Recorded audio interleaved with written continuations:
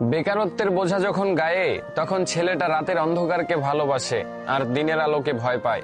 18 বছর বয়সী ছেলেটা এখন বাবার চোখে তাকিয়ে কথা বলতেও পারে না। এজন্যই দীর্ঘদিন থেকে একসাথে বসে খাবারটাও খাওয়া হয় না। এক সময় স্বপ্ন দেখতো, আর এখন স্বপ্ন দেখায়। বাস্তবতার ধাক্কায় জীবনটা কতটা পরিবর্তন হয় একমাত্র 18 বছর বয়সী ছেলেটাই কেবল শেখায়। ঘরের বেকার ছেলেটা ঝোল হিসেবে বাবার শরীরের রক্ত পান করে, আর ভাতের হিসেবে বাবার শরীরের মাংস চিবায়।